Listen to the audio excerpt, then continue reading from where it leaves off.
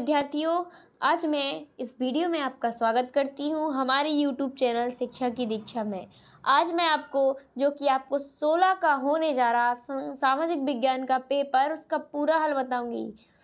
इसीलिए चैनल को लाइक और सब्सक्राइब कर लें। अगर कोई भी समस्या आए, कोई भी दिक्कत आए तो कमेंट करके ज़रूर बताएं और अपने दोस्तों के साथ ये वीडियो शेयर ज़रूर करें और चैनल को सब्सक्राइब कर लें ताकि मैं जब जो एडमिट आपकी पुस्तकें आने वाली हैं उनका हल डालूं तो आपके पास नोटिफिकेशन जल्दी से पहुंच जाए। इसीलिए आप मेरे चैनल को सब्सक्राइब कर लें, ठीक है। और मैंने पहले भाग 1 डाला था, उसमें 1 से 10 तक के आंसर्स डाल दिए थे जो कि ऑब्जेक्टिव थे। तो आप मेरी भाग 1 वीडियो में जाके 1 से 10 तक के क्वेश्चन देख लीजिएगा। ये भाग 2 है और इसमें मैं 11 से लेकर 22 तक के सारे हल बताऊंगी। इसीलिए आप 1 से 10 तक के मेरे भाग 1 में देख लीजिएगा।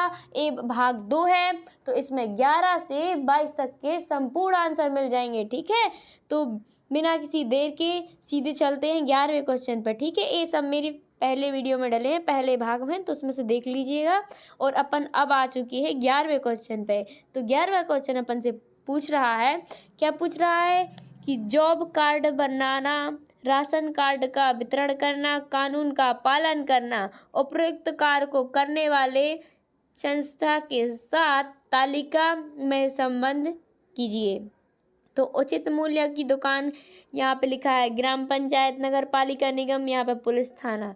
तो यहाँ लिख देना है राशन का वितरण, यहाँ पे जॉब कार्ड बनवाना और यहाँ पे कानूनों का पालन करना, ठीक है। तो इस प्रकार अपन लोगों का 11वां क्वेश्चन कंप्लीट हो जाएगा। तो आइए 12वें क्वेश्चन की ओर। 12वें क्वेश्चन में क्या पूछा है, आप जिस नगर गांव में रहते हैं वहाँ किस प्रकार की स्थानीय सरकार है, कोई 2 कार्य लिखने हैं। आप जिस नगर में या गांव में रहते हैं वहाँ पे किस प्रकार की स्थानीय सरकार है, स्थानीय सरकार, उसके 2 कार्य लिखने हैं कि वो क्या क्या क्या, ठीक है। तो आइए देखते हैं, हम जिस गांव में रहते हैं वहाँ पंचायत सरकार है। क्या है, पंचायत सरकार है। और उनके 2 कार्य क्या क्या है, सड़क बनाना और तालाब का निर्माण करना। क्या क्या है, सड़क बनाना और तालाबों का निर्माण करना। इसी प्रकार अपन का 12वां क्वेश्चन हो गया है। फिर चलते हैं 13वें क्वेश्चन की ओर। 13वें क्वेश्चन में क्या पूछा है, बैंक धन का लेन देन किस प्रकार करती है। जो बैंक है ना वो धन यानी कि संपत्ति, पैसे वगैरह, इनका लेन देन कैसे करती है। तो आइए देखते हैं इसका आंसर। बैंक धन का लेन देन नगद यानी कि कैश, प्रीपेड कार्डों की मदद या एटीएम की सहायता से करती है। किसकी सहायता से करती है, प्रीपेड कार्डों की और एटीएम की सहायता से मदद करती है। चलिए ठीक है, तो यहाँ पे आप इस चित्र को अच्छे से देख लीजिएगा क्योंकि इसी में से आपको नीचे आंसर्स भी देने हैं। तो इसको अच्छे से देख लीजिएगा कि यहाँ पे क्या क्या है।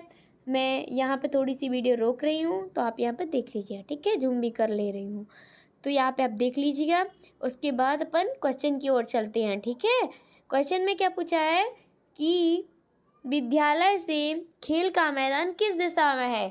तो विद्यालय से खेल का मैदान, जो विद्यालय है आपका उससे खेल का मैदान किस दिशा में है।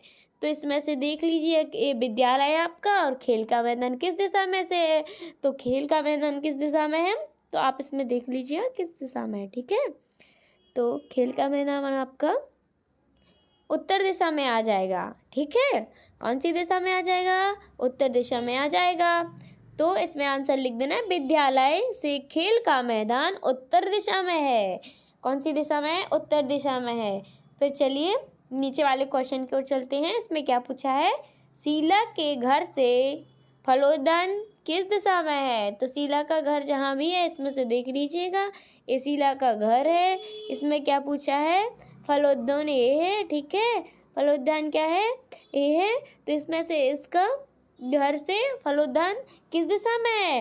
तो इसका घर से फलोद्यान पूर्व दिशा में है बच्चों। यहाँ पे इसका घर है, यहाँ से दिशा है, इसको फलोद्यान पूर्व दिशा में है, ठीक है। तो इसमें आंसर लिख देना है शीला के घर से फलोद्यान पूर्व दिशा में है। इसी प्रकार नेक्स्ट तीसरे क्वेश्चन पे चलते हैं हम। इसमें क्या पूछा है, विकास के घर से दुकानें किस दिशा में है। विकास के घर से दुकानें किस दिशा में है, तो बच्चों ए विकास का घर हो गया, ए दुकानें हो गई इस साइड, तो किस दिशा में है, किस दिशा में, पश्चिमी दिशा में हो गया। किस दिशा में, ये विकास का घर, यहाँ से ये दुकानें हो गई तो पश्चिमी दिशा में हो गया।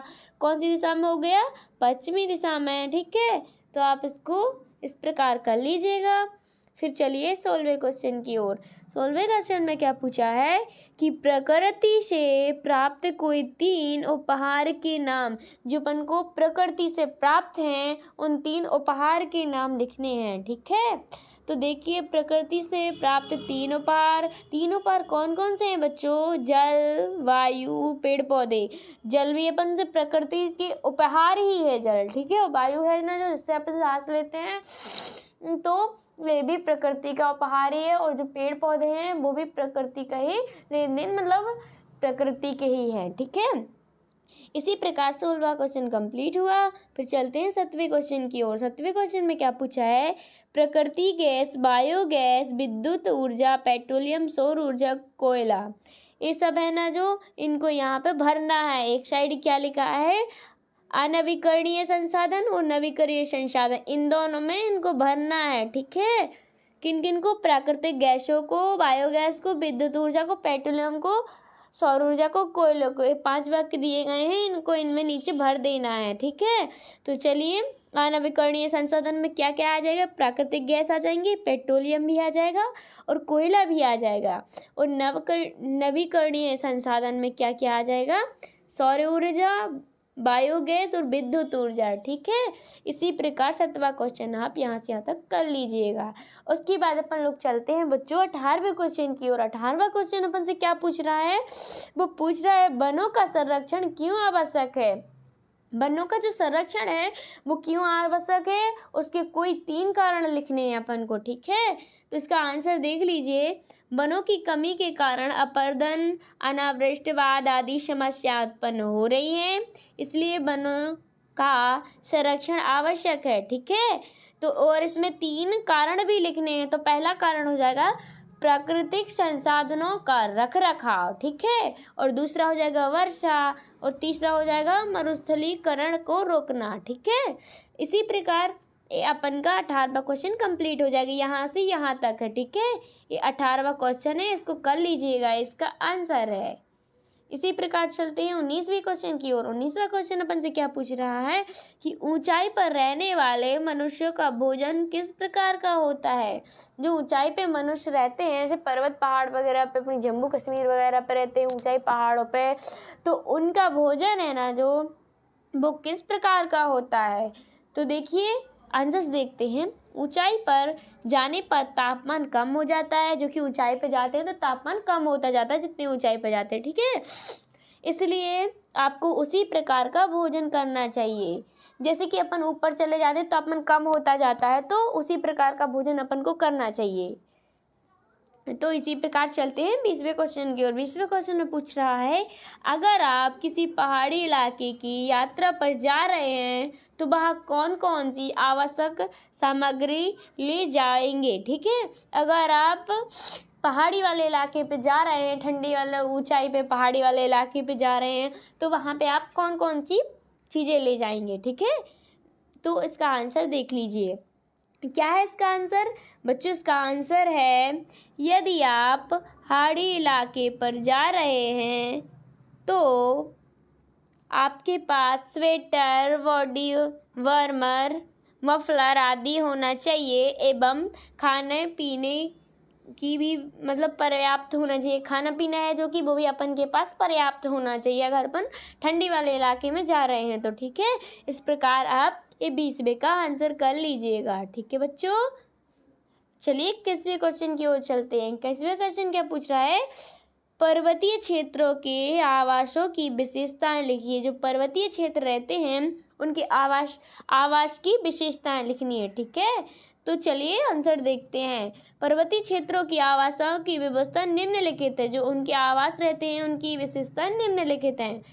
तो चलिए देख लेते हैं। पहले नंबर हो जाएगी आवाज़ चित्त सामान से बहुत ठंडी होती है। ठीक है, फिर दूसरा हो जाएगा उनमें तेज हवा चलती है। फिर तीसरा हो जाएगा कुछ इलाकों में शीतकाल में हिमपात भी होता है। फिर चौथे में क्या हो जाएगा, पर्वतीय क्षेत्रों में पौधे एवं वस्तुओं की अनेक प्रजातियां पाई जाती हैं, इनकी कई प्रकार के पाए जाते हैं, उनमें बहुत सी प्रजातियां पाई जाती हैं। ठीक है बच्चों, तो यहाँ से यहाँ तक 21वां क्वेश्चन आपको कर लेना है, तो इसका आंसर ये हो जाएगा। उसके बाद चलते हैं अपन लोग 22वें क्वेश्चन की ओर। 22वां क्वेश्चन क्या पूछ रहा है कि मानचित्र के मुख्य घटक कौन कौन से हैं, उनका वर्णन करना है। जो मानचित्र है ना, एक नक्शा कह दे तो एक नक्शा, ठीक है, जैसे अपने भारत का नक्शा था, मध्य प्रदेश का, वैसे ही एक नक्शा। तो उनमें कौन कौन सा, मतलब कौन कौन से घटक, उनका वर्णन करना है। तो चलिए देखते हैं अपन 22वां क्वेश्चन। ठीक है, उसका आंसर देख लीजिए। मानचित्र के 3 घटक होते हैं, दूरी, दिशा और प्रतीक। कौन कौन से होते हैं बच्चों, एक दूरी हो गई, एक दिशा, एक प्रतीक। चलिए तो देखते हैं दूरी। ठीक है, दूरी में मानचित्र एक द्विआधारी रेखा वन होता है। यह पूरी विश्व या उसके किसी भाग को कागज की छोटे टुकड़े पर दिखाता है। ठीक है बच्चों। फिर दूसरा हो जाएगा दिशा। क्या हो जाएगा, ये अपन का पहला हो गया, ये दूसरा हो गया दिशा। दिशा में क्या है, मानचित्र में दिशा के बारे में भी जानकारी होती है। अधिकतर मानचित्र पर ऊपर की ओर ओ लिखा मिलता है। ठीक है, फिर तीसरे नंबर क्या हो जाएगा, ये पहला हो गया दूरी, दूसरा दिशा हो गया, और तीसरा अपना प्रतीक हो गया। प्रतीक में क्या है, मानचित्र पर अन्य जानकारी भी दिखानी पड़ती है जो हम प्रतीक के माध्यम से बता सकते हैं। ठीक है बच्चों, इसी प्रकार अपने आंसर्स कंप्लीट हुए। अगर वीडियो अच्छी लगी तो चैनल को लाइक और सब्सक्राइब करना ना भूलें। और एक बात ध्यान से सुने, जो आपकी एड गेट की पुस्तक आने वाली है, अभी आप एग्ज़ाम देने के बाद वो मिलेंगी, तो आपका पूरा हल मैं इसी चैनल पर डाल दूंगी, तो आप इसी में से कर लीजिएगा। तब तक के लिए थैंक यू, धन्यवाद। और मेरे चैनल को सब्सक्राइब कर लेना और ज़्यादा से ज़्यादा शेयर करना। थैंक यू बच्चों।